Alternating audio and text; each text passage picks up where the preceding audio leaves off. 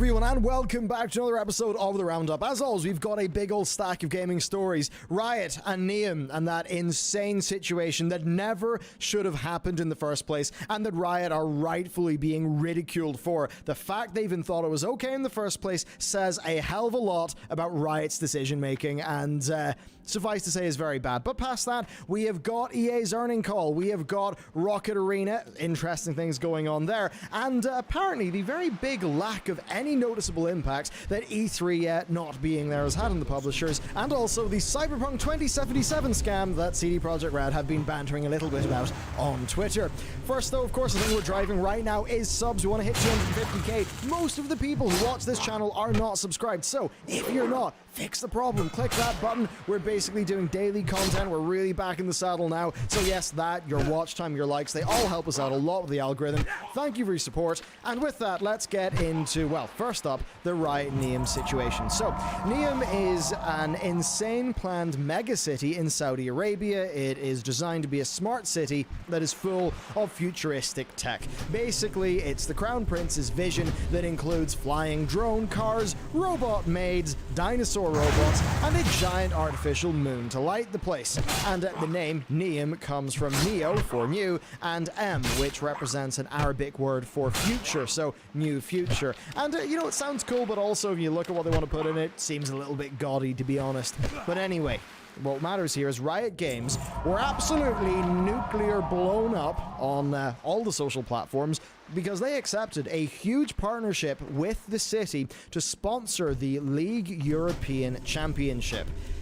And oh wow, this was widely received as being an awful move, and for more than a few reasons. The most important one is obvious. It's basic ethics and basic morals. There are some things that are just red lines, some things we should not cross, you know, because we should have principles and care about rights. And of course the most important thing here is Saudi Arabia's absolutely awful and barbaric treatment of LGBT people. And there's other things as well, such as, you know, women, half the population. Over there, homosexuality is, illegal, to the tune of imprisonment, lashing, sometimes death. I suppose that jackass from One Angry Gamer would probably like it a lot then. But on just as recent as the 28th of July, a blogger was sentenced to 10 months in prison there, a $2,600 fine, and deportation for tweeting support of equal rights for same-sex relationships. Now, they are improving in women's rights, which is the wonderful news, because women can now vote as of 2015. They can drive in 2017. Incredible. It was only last year that women over 21 were allowed to travel abroad, apply for divorce or marriage or, other official documents without being accompanied by their male guardian. And also in 2019, they approved a new law that stopped men from secretly divorcing their wives. Now, and get ready for this bastion of progressivism, women actually can get a text message, an automated one, to let them know they've been divorced. So truly, the future is there. And seriously, look into the stuff, it's bloody appalling. So there's that. There's then also Neum itself. The Guardian have an article detailing the abuse of human rights by Saudi Arabia in evicting native tribes who lived in the area for generations, including extrajudicial killings. Very cool. Basically, the Saudis are very much not in line with what you could consider basic Western ideals of, you know, human rights and things like that. So in partnering with them, Riot Games looks extremely, extremely bad. It's hard to hold a moral position with Riot right now, put it that way. Now, they announced this partnership while the LEC Twitter account had its Pride-inspired logo as its avatar. And I think that shows you the top brass don't care about anything other than money, because if they had any form of any sort of principle, they obviously would not have went for this, and many of their staff were rightly furious. Many of the LEC casters were outwardly upset on Twitter, especially since, some of them would literally be in danger if they were going to that country. So they, to that end, they quietly threatened to strike until the deal was pulled. And apparently, it was hours of meetings with lots of execs to get the deal pulled, and their anti-sort of Saudi stance, needed to be communicated very clearly. What does this tell us? Well, that this partnership must have been extremely lucrative. The staff basically said, some of us are female and or openly gay. Our existence is unacceptable to the people you are dealing with. The fact that this was not enough to act is shocking. Riot did break the partnership the next day under threat of losing basically all of their on-air talent in Europe and who knows what else behind the scenes.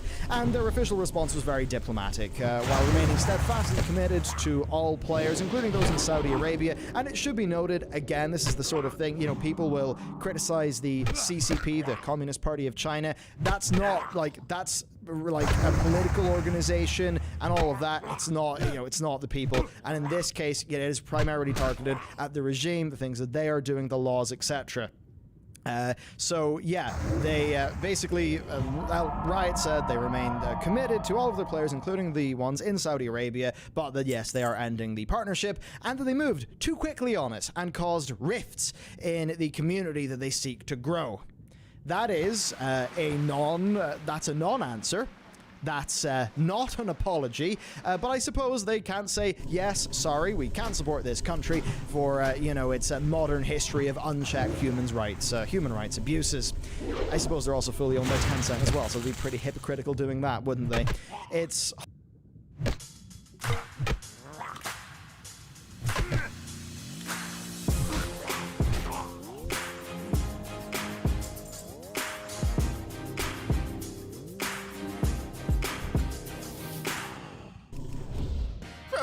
Are you still powdering your balls? You know you don't need to, right? There's no need for messy powders or nasty ointments. That's a thing of the past. If you want to keep your fellas feeling cool and dry all day and reduce chafing, then you need to get yourself the Crop Preserver. The 24-hour non-powder moisturizer and deodorant was designed for your butt, balls, and body. Boasting active pH control, anti-chafing, quick absorbing, and made in the beautiful U.S. of A. You put deodorant on your armpits, so why are you not putting deodorant on the stankiest parts of your body?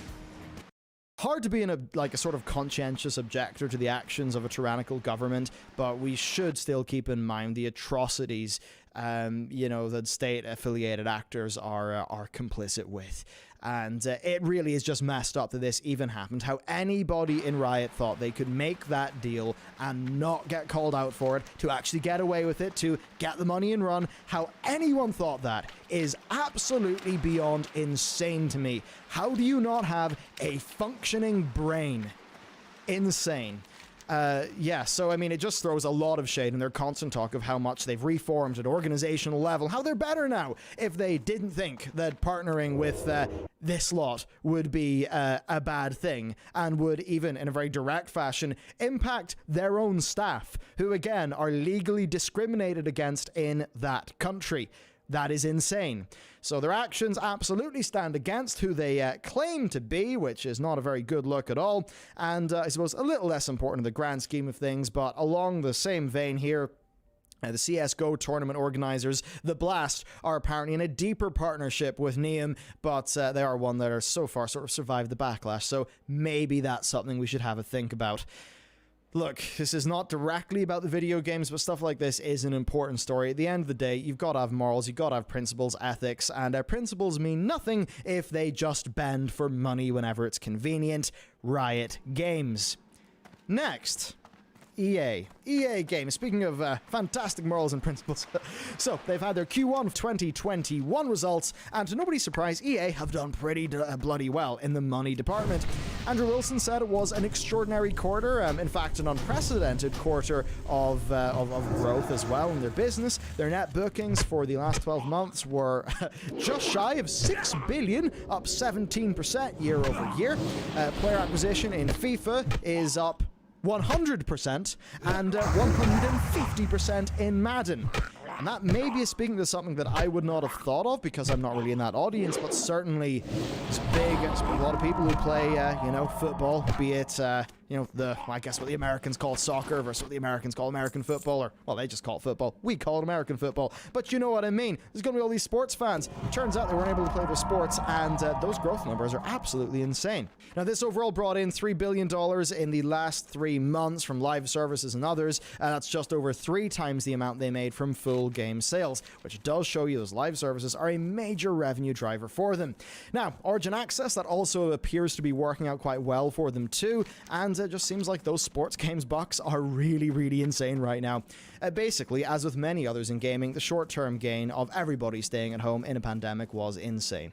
And there's clearly a massive amount of new gamers thrown into that mix. I'd say specifically a lot of sports people wandering over, wanting to get their sports fix, but of course in a way that they can experience at home. Then next up, Rocket Arena. So a few days ago, we were talking about how Rocket Arena is basically was hit with an extremely steep sale just 2 weeks after launch from EA, which was quite interesting. Well, that has since continued, and there's some interesting backstory. So, following the idea that the game's actually pretty good but needs more players, it's now free to play this weekend on Xbox and Steam. Then to bolster that, it's also now a part of Origin Basic and EA Access. Now, here's the fun bit. So, until they amicably parted ways last July, it was actually going to be published by the free-to-play bunch Nexon. Now, we don't know exactly what happened there, but apparently the devs Final Strike and Nexon just had different visions for the game. Maybe Final Strike didn't want it to go the free-to-play route in the way that Nexon wanted it to, but whatever ended up happening, EA picked the game up, it went up for too much money, and now it's basically back down to free-to-play, almost, because it's so cheap. And then, of course, it's also a nice little bonus for Origin Access. Maybe that's what they all kind of want here. I mean, it's hard to know if, like, Final Strike actually stood by the $40 price tag that they had in their game at launch, or if EA maybe tried to risk it there. So it's an interesting situation. It seems to be a pretty good little game, so it's now one you can pick up for the cheap. Seems like a decent deal.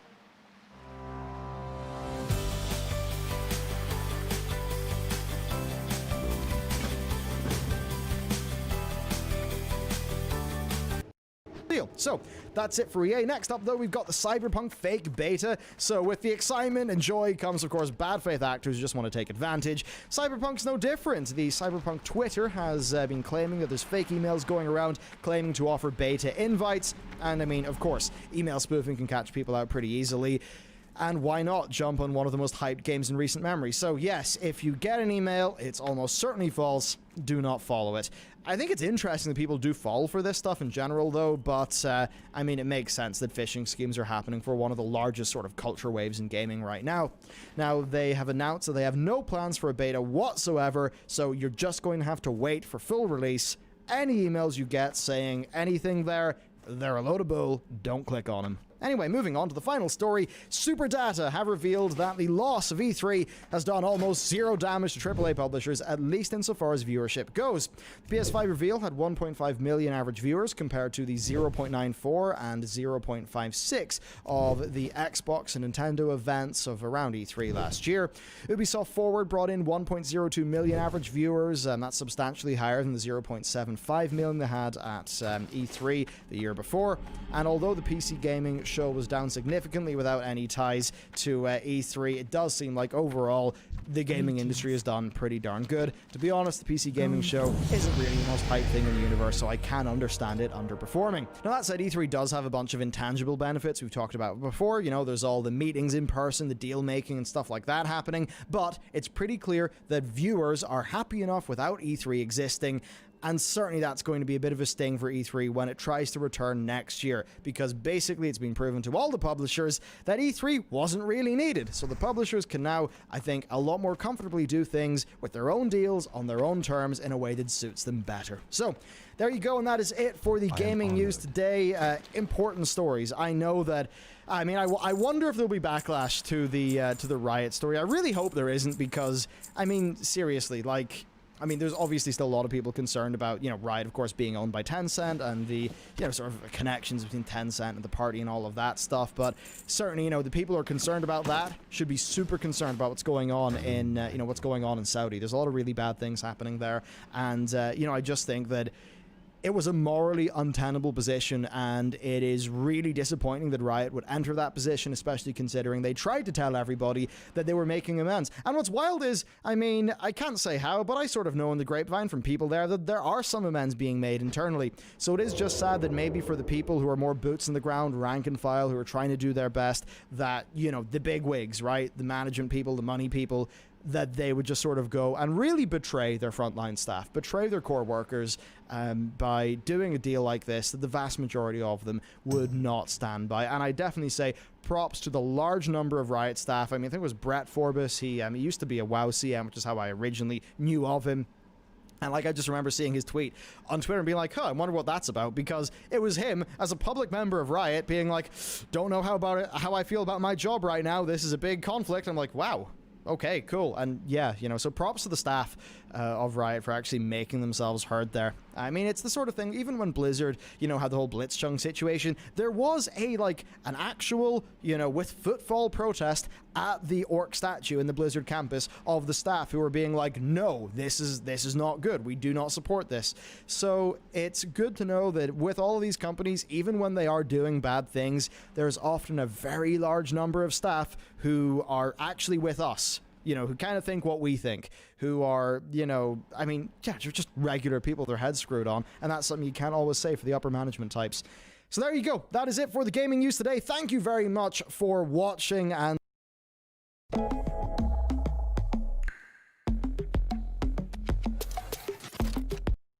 okay, here we go. No, people voted for it. All right, now Okay. everybody. All right, now here we go. slide This to is the the left. actual gameplay. Slide to the right. There we go. No, Okay, here we go. Hey guys, we're here live. Well, actually, we're not live. This is pre-recorded. I kind of like the But- We're horses. live right now. We're live, Oh, right? Yeah. We're live. We're doing it all in one flow, I guess, is the worst though. Yeah, that's No true. editing. This is one flow. We're just gonna right a now. good horse. You're on stream with us, and we wanted to pre-record this, kind of show off some of I the. want to see the in-game armor, man. Like, he didn't even have any gathering shoulders on. and maybe I don't know. I want take to see a look some a little big bit ass around fucking the shoulders, some world. like giant Those of you two-handed guys who are sword. tuning in for the first time, this is our pre-alpha client. This is Okay. essentially the Alpha 1 client that's getting tested, and you know, the bugs. I are like getting the worked scenery out and everything. whatnot. So, yeah, we should maybe Scenery go looks some nice. gather some things. Did you guys get tools and whatnot? Yeah, I got some tools. Okay. But we're So gonna, where's the let's look combat? for some some trees. Are there any trees around here? Do you guys see any trees that we can chop I down? think there's one down over here. So to give you guys an idea, out in the world, you know, you're going to have raw resources. Oh, here we go. You're gonna have raw resources that essentially you can, if you have the tools available. So for can you the- cut it down? Yeah, let's cut down the tree. I'll grab it. Let me see. There we go. Essentially, you have the tools for these raw resources out in the world. You're going to Bonk. get. Yeah, does it hit him? You're sure. I was worried there for a Right second. underneath it. Yeah, I just was safely underneath the fuck? log. You're going to essentially be able to harvest different raw resources out in the world based off of the tools that you have available to you. And higher quality resources are going to require higher quality tools as well. It's also I important. wonder if you need a tool to that, pick flowers. You know, many of the raw gatherables out in the world have an opportunity to essentially. I think that's pretty cool. To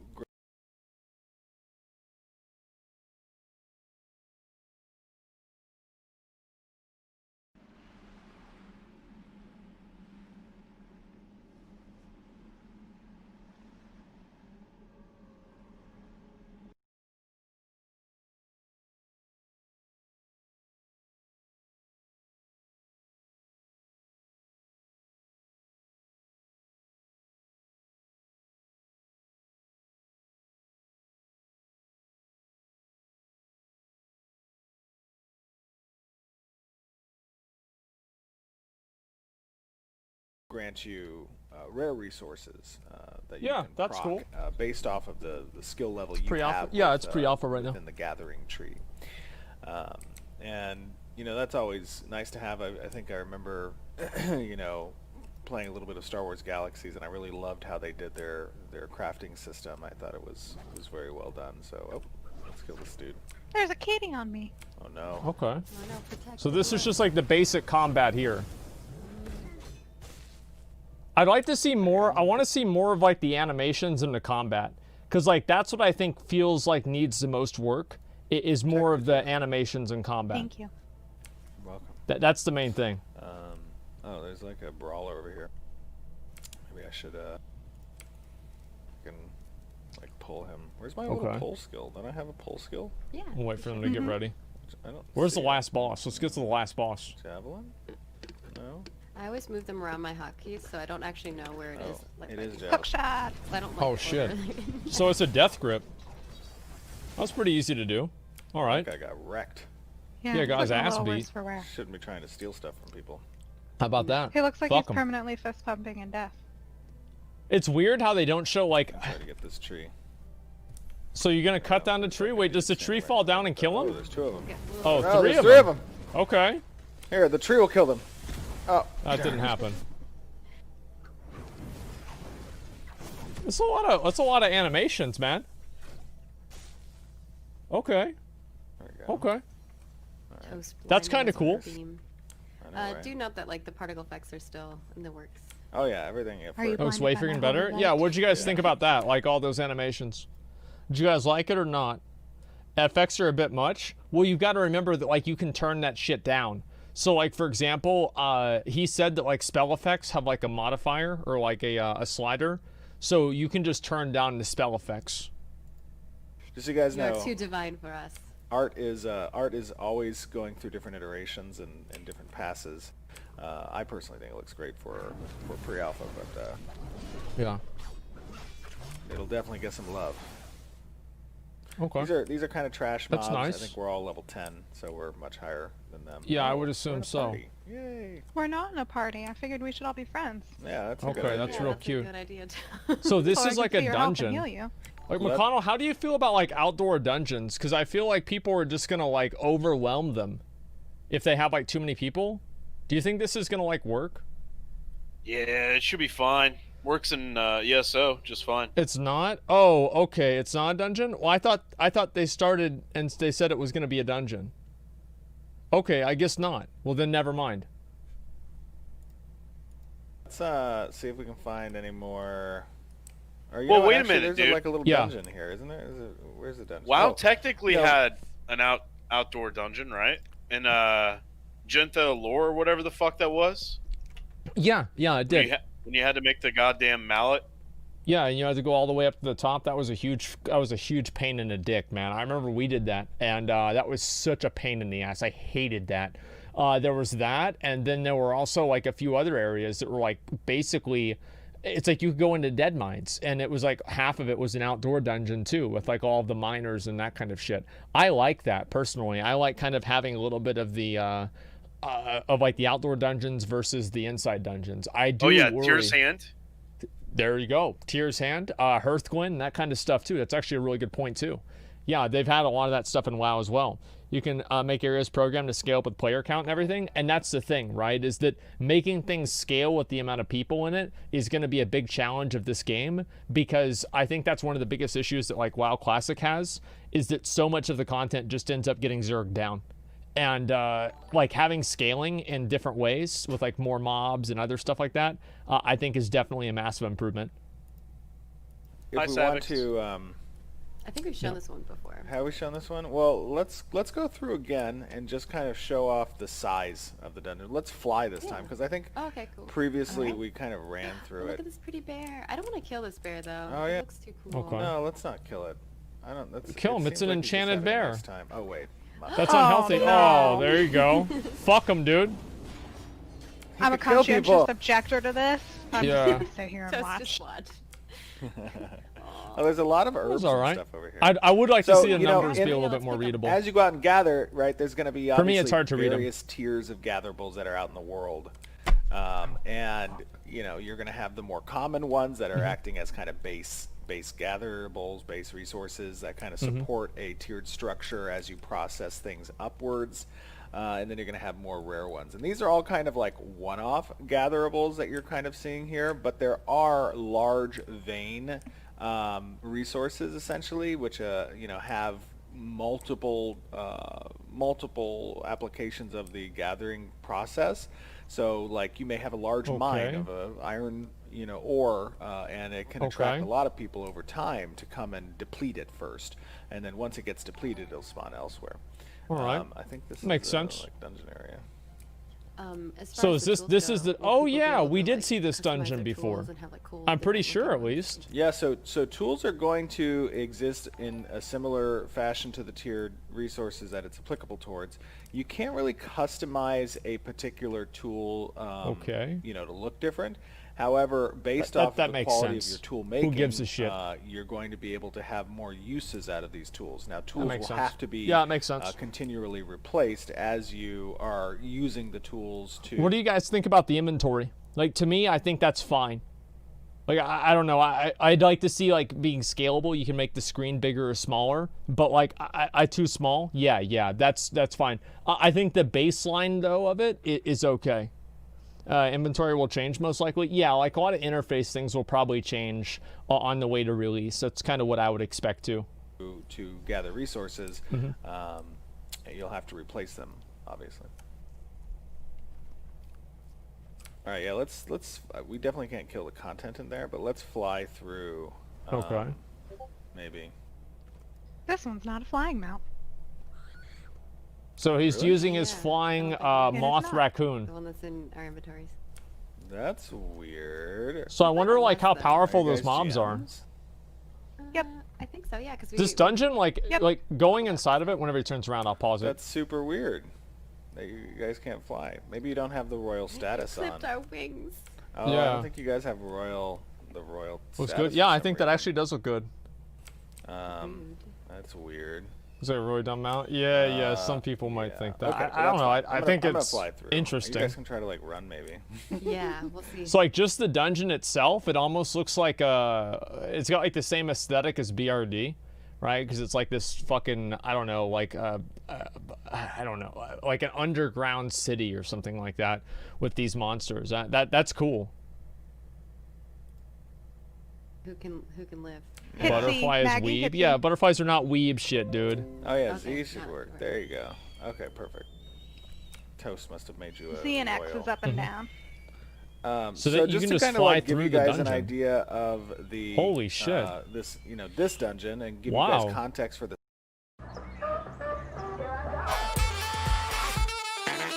The boss, no rules apply. Hallelujah, better testify. Can I get a witness? Do you want some of this? Boom, pow, watch me now. I got something gonna show you how. Boom, pow, watch me now. This is how I do it. Watch me do this. I'ma teach you something. Let me show you how. This is how I do it. Hi, Ross. Hi, Nene. Where are you right now? I'm in Atlanta in my master bedroom. Okay, well, I think this is the very first time I've ever been in a woman's master bedroom. So thank you. There's a lot of fun up in here. I think I might stick around.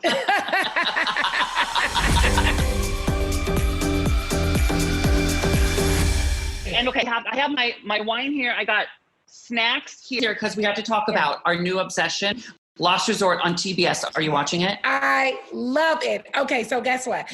It's 9 strangers who all meet up in paradise. They all come with these issues, but they're all hopeful that they'll leave with a lot of bliss. Yeah, they do bring their issues. They pack their emotional baggage, didn't they, Nene? Yeah. So, and it's basically the reason I'm obsessed is because it's like a bunch of hot people in the hot jungle doing hot things with healers who are also very, very, very hot. I wouldn't mind a hot healer right about now. Me either. It's produced by one of the producers of the New Jersey Housewives. So you're talking about drama. Uh-huh. Now, do you know anything about drama at all, Nene? Oh, no, honey. I don't know nothing about drama, child. I'm a saint, honey. Okay, I'm going to leave that right here because we have other things to do. We're going to show the people a clip of the show Lost Resort. Let's give everyone a little taste. Roll the trailer. Welcome, welcome, welcome. In this retreat, we're going to work through the healing journey. We've got to cleanse you of heavy energy. This is a life-changing experience. Immediately, eye roll. We're in spiritual surgery right now. Do let go of control. What the hell did I get myself into? This is gonna be good though. This is good. It's the most Well, physical you know it's gonna be activity I drama. had in Yeah, it is years. gonna be drama. I don't think I can do this for 3 weeks with my mom. The size, literally, of like the world around you. This is right? a pretty big area. I mean, this is a pretty God massive, damn. sprawling dungeon, and this is one of the first. I wonder how like, long level it'll take to 10 do area this. Dungeons that you can go through. The world is intending to be, massive, Yeah. really big, and because of that, a lot of the corresponding like points of interest and stuff, we want to reflect that size. So this is like you can go different that directions size too. in the environments that you're seeing, the That's dungeons cool. that you're fighting in. You see here it's pretty standard. Multiple rooms that are kind of present. Right. Different hunting areas What are that, those that noises? players can group in and stuff. And there is Those going to be fucking that noise- dynamic where That's actually a really good point. The lighting is really good. I've noticed this whenever he's going through the dungeon. The lighting does look really, really good. It's very that's a well good done. point. Yeah. And like all those little things do matter a lot because like whenever you're in the dungeon, if it feels good to be there, you're gonna enjoy it a bit more. Like the feel of a dungeon and like the graphics of the dungeon, it's like not even in like probably the top 5 of the important things about a dungeon, but it's important and it does matter. Like it does matter. It just makes it better. rooms are going to be contested because some rooms are better than others, and that's just how the dungeon works, right? I think that. And I know you've answered This this is before, but huge. I'm sure folks who are kind of new. He's are gone gonna through like ask, 7 rooms so far. When it comes to contested, Holy how does shit. that, work exactly? Well, essentially, God like let's damn. say you're in your guild. Yo, can you jump and, into lava? You're in your party and you roll up on. I wonder. Like let's say me and Jeff were in our little party and we see you Mm-hmm. and Sarah here with your group, and you have a room that has the best maybe farm rate or whatever. You ain't winning it. Toast and I gonna. Oh yeah. Yeah, there's a Got lot of lockdown. fucking shit We in got here. this. Well, what This we is would do crazy. is we'd roll up and we'd politely say, hey, Level how 10 you dungeon? doing? Yeah, this actually looks how long good. You guys, whoops. I accidentally pulled up my. I wish they could like scale themselves up to fight like the last boss. We would say, hey, you guys doing? How long are you gonna be here for? And if you're just like, it's our room, you'll never have it. then we might Holy have to throw shit, down it's some still fisticuffs going. And maybe declare like a guild war or Oh flag my hunt God. or something that might.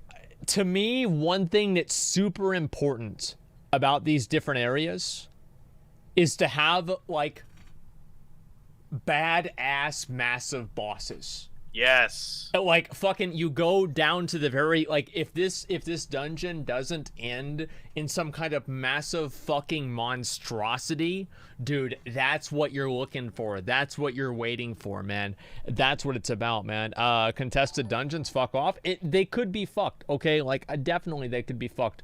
Like in BDO there was a bunch of drama over different farming spots and like there was like this one cavern that you would go to, we'd fight these cultists, and like each different guild had like one room that they'd go to. Was super fucking obnoxious, and then they'd flag and kill you if you tried to go into their room. It was really, really bad.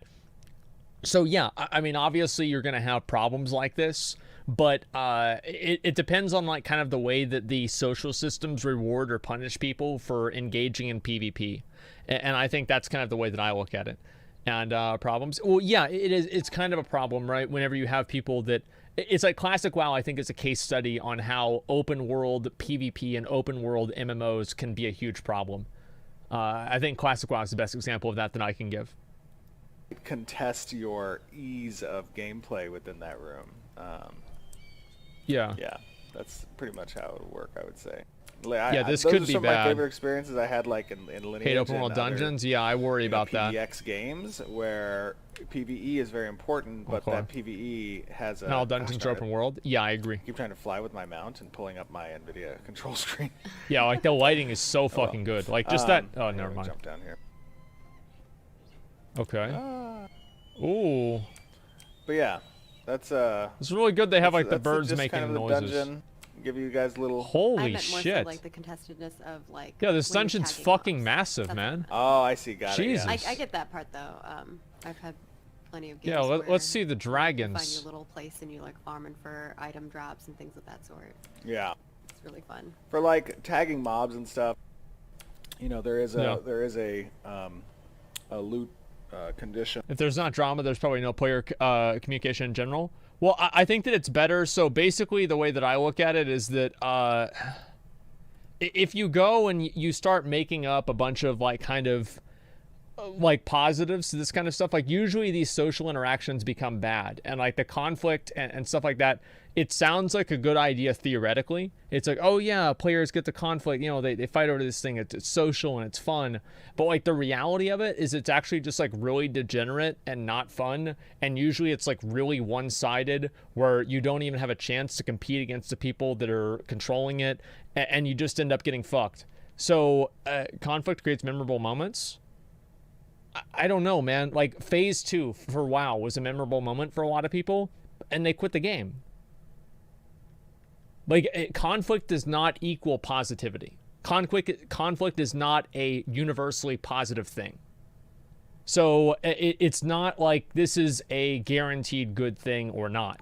I think it just depends on like how the community evolves and what happens, and that's the most important thing. Right down till later, yeah.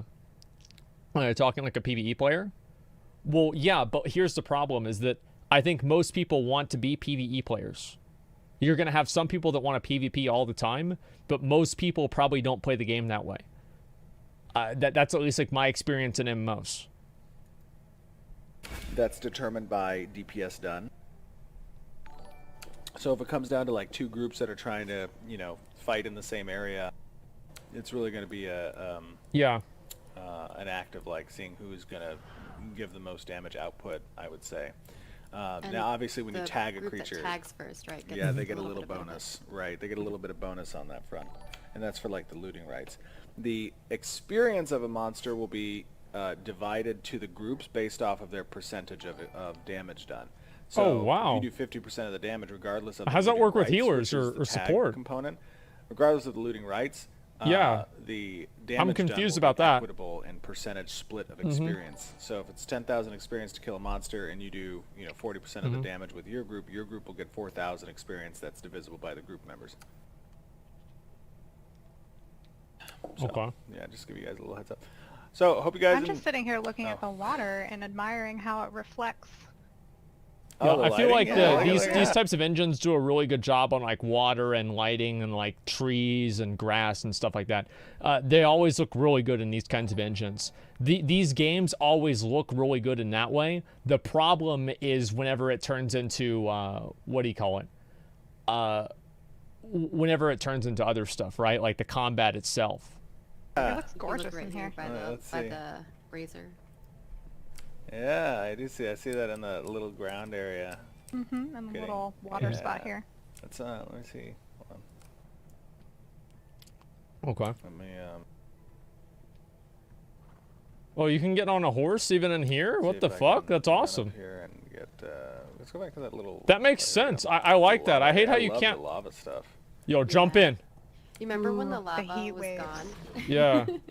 Damn, yo, that shit hits for a lot. That was like a quarter of his health. Sprint. Fuck, dude. We had a bug where all the lava turned into like water or something like that. It looks so weird. I like the way the riding thing. I think that's cool. Run through this dungeon, run back, just give you guys the ground view of the size. Yeah. That's here. This is pretty big.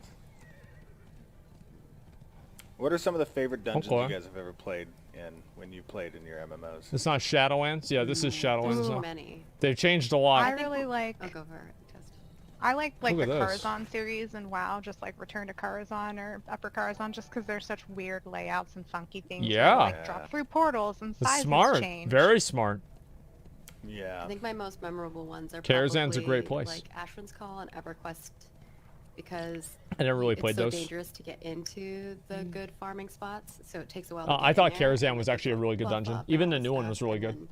Once you get in there, like just holding it is, intense. Like everybody gets a hard on for like, oh, the old one was better for, X, Y, or Z. But I actually think that the old version or the new version of Karazhan was genuinely really well done. I liked it a lot.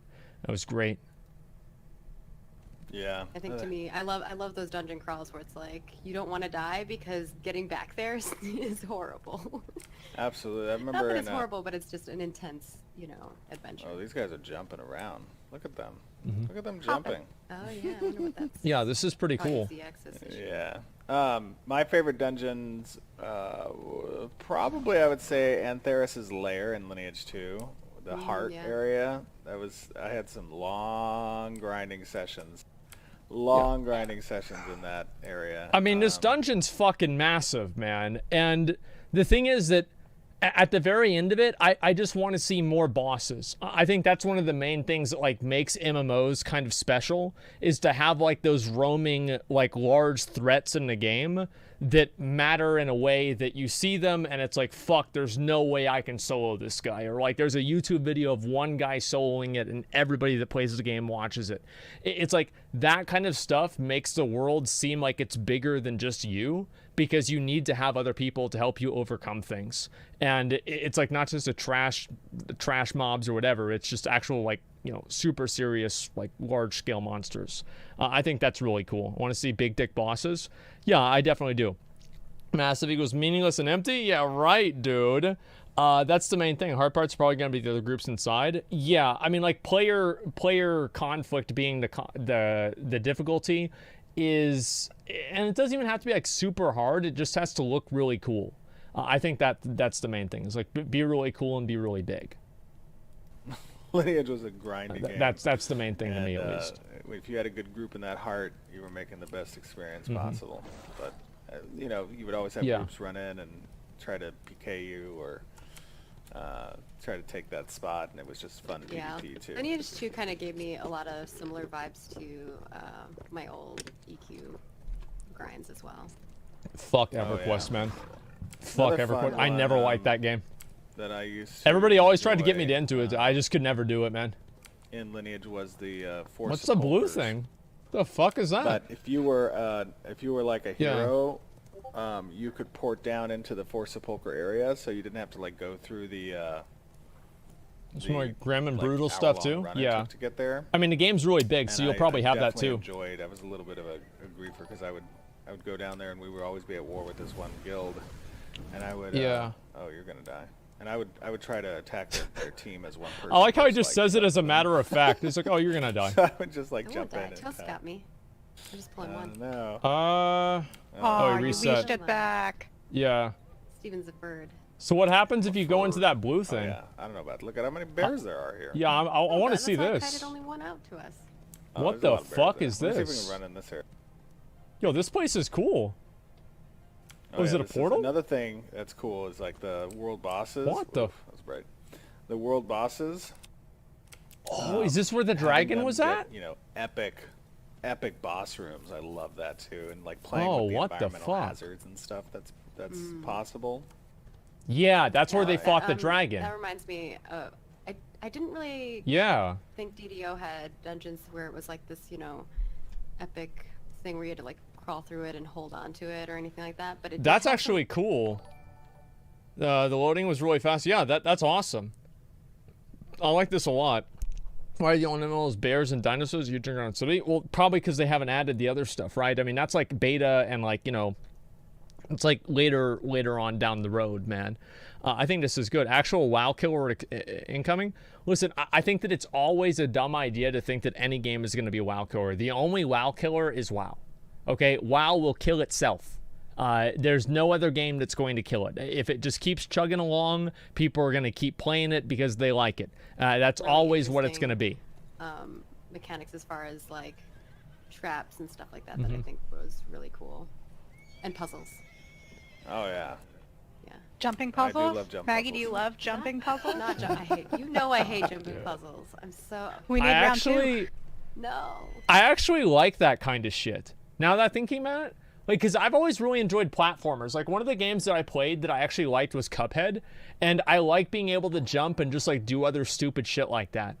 And sometimes it can be, like, kind of nerve-wracking or annoying, but just, like, things like in Throne of Thunder where you had to jump to the different platforms and, like, using your abilities to, jumping screens. Guild Wars 2? Well, yeah, and I thought that was really cool. Like, I watched my friend Austin do it. There was, like, a thing where he had to jump from, like, these floating rocks, And he sucked so bad at the game. And I almost like, I never played the game before. I'm like, Austin, just fucking get up and let me do it for you. Like, you just have to jump from this rock to that rock. And there's like 3 rocks. There's like one here, and one there. And you have to go 1, 2, 3. But Austin kept doing 1, 3, and he just kept fucking dying. And I'm like, man, you can't do that. And finally, it took him like 20 minutes to figure it out. Like, I used to love, no, not Mr. Show. Asmon. Go ahead.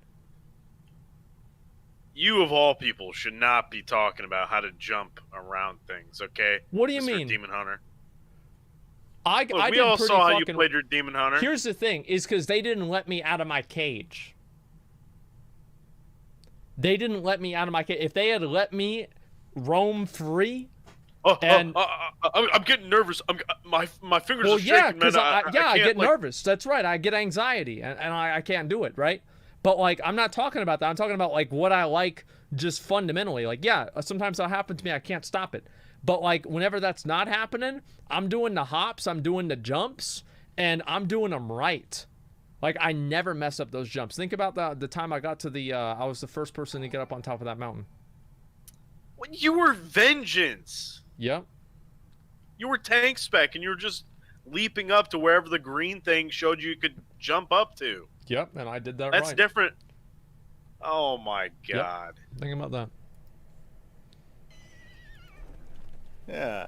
And you were second best. Where's the the guy's puzzle? fuck as a You gotta GM. be dismounted. There's a GM that got up there before me. Oh, there Oh, shit. Aha.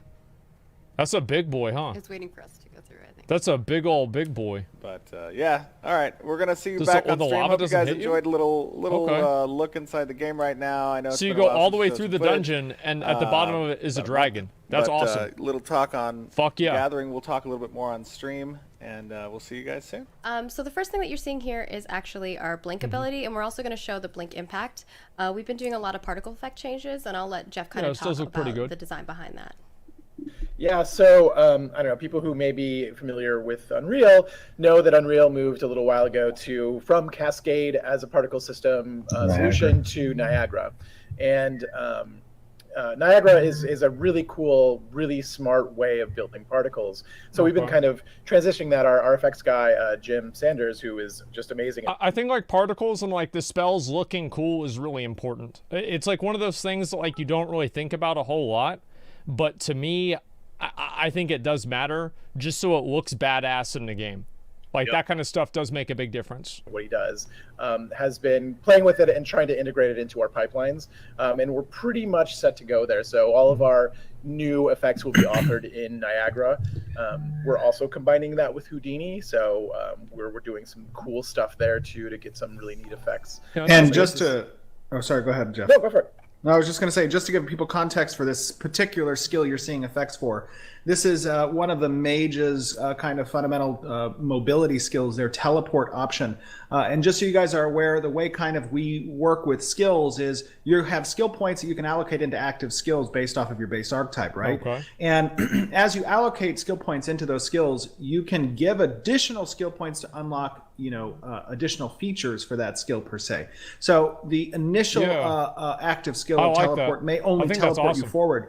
But what you're seeing, I think from this perspective, it looks like he's teleporting backwards. That would be an additional feature that would be unlocked by allocating more skill points, which makes the teleport omnidirectional. So as you're essentially looking within I think that's cool. As you're essentially keystroking in a particular direction and you activate the skill, your teleport ability will teleport you, maintaining your direction in that area. And also, if you're wondering about the background here, it's like the mage glyph. Yeah, exactly. Where like you can teleport in like the direction that you're facing or whatever. I think that's cool. It's literally just blink. Well, it is. Like, I mean, like, I'm sorry to say this, but WoW is not the first game that's had blink. Okay, maybe they called it teleport in EverQuest or something like that. But this is like, WoW is just the ones that's using it right now. Like all of these games have just taken from each other. There's no like, there are a few like unique things that WoW has in terms of like fantasy abilities, but the majority of them existed outside of WoW, and they're just different abilities from Dungeons and Dragons, from, you know, like lore from Lord of the Rings, and, you know, all kinds of other fantasy tropes that have come together to make WoW. It's not like Blink and Mortal Strike and, you know, a hunter with a pet. Like these these are not ideas that were invented by World of Warcraft or even by Warcraft 3. These are things that have existed for a very long time. This is one of we call this our zoo level, and it's basically got all of the mobs populated here in sections according to level, so that we can jump in really easily and kind of tune things. Yeah, it's kind of like their dev build area, so they can just do testing and stuff like that. Because people are like, bird person, what's that? It's GMI one. And of course he's clicking on the ability because he's kind of showing you like the, what do you call it? The tooltip. The tooltip, yeah. There we go. So I'll show the impact of Blink as well next. Okay, here we go. So this is upon... How does this work? This is like a closer up view of it, so that's kind of the thing that's playing off of your mesh when you do that. That's cool. Obviously, this is not a real character; it's just a fake character. Yeah, that's cool. And when Jim's setting up, what do you guys think about that? He uses these pawns so that it's a really quick iterative process. You don't want to necessarily worry about all the functionality and making it work with that's cool. At first when you're first setting up those particle effects. So yeah. Yeah, and the great thing about Unreal Engine, especially with their newest update to Niagara, is really the front end, the graphical fidelity that Unreal Engine offers is so beautiful. And it's great when you have a very capable and talented artist like Jim who can really take advantage of those systems and just pump out really great looking art. So kudos, Jim. Yeah. Right, and then switching I think the animation looks pretty good. Okay. I feel like the numbers are a little bit hard to read. It's like kind of hard for me to see, like it said 160 and like maybe it would be better whenever you're actually playing the game, but it does seem like it's kind of hard to read. Yeah, so the Gift of Magi absolutely. This is a skill, I believe, that the mage archetype has, which allows the mage essentially to grant a portion of their mana to a friendly character. That's cool. So you're seeing, here this cool. This updated effects for that skill. And one one of of the here is sort of the dynamic lighting that is happening on that effect. So that's kind of what he's trying to show off here, and then some of the volumetric fog. Yeah, but the way that think it this lights is cool. up kind of the whole area and is not just baked into it. Sorry. Go ahead. I was just going to say one of the directions that I've given Jim with regards to kind of the style of these effects is I'm a huge fan of volumetric fog elements incorporated into special effects for the characters and certain skills, and I really love the way that Jim implemented this. This fog appearance as well as that lighting just to illuminate even further the depth of that gaseous element. It does look pretty good. I think it's a really cool component of magic and arcane art from an immersion standpoint. Yeah. What do you like it? You like the way it looks? What does the chat think? I mean, there is a certain point where it gets like too flashy. Yeah. Like some of the Final Fantasy shit is like too flashy. Where they're just but for right now, this looks pretty good. Yeah, I know what you mean. Yeah, it's fucking it's just insane. Ridiculous. You know what I mean? It's like every single fucking attack is like it's like an outburst. Yeah. It looks boring though. I feel like this is an issue that I think it's like probably the best combat in Diablo 3. I feel like it feels better than Path of Exile. It feels more visceral and more it feels like you're more in control and like you feel the damage that you do more, and I think that's one of the main key advantages that Diablo 3 has over Path of Exile, and probably also the only advantage. But I think that like just feeling that like visceral feel of like your character doing damage or casting a spell or like fucking popping off in one way or another, like feeling that bullshit, okay, well that's fine. This is just my opinion. But like basically, I think making things feel like that is really important to having good combat, and I think good combat is really important to having a good MMO. Oh, you know what a good example of it is? Well, for you, it would be the old Whirlwind animation into the new one. Yeah. And it made it a lot better. And then for Paladins, the Final Verdict animation was like really... it was like juicy, bro. It was like... Oh god, they're bringing it back too. Let me see if I can actually find that. Old Whirlwind animation. Wow. Let me see if I can find this real quick. It's got to be a short one, isn't it? Yeah, okay, let me see if I can find more ones. So let me just show you kind of what I mean. Let's see here. This is Rampage, right? Different specs that I'm going to be using as examples. So okay. We've got Fury Warrior, Outlaw Rogue, Retribution Paladin, like they and changed of course, this a lot. Frost, Death Knight. The point okay, of this yeah, video here's is to show you the improvement in... So this is kind of like the improvement that I'm talking about.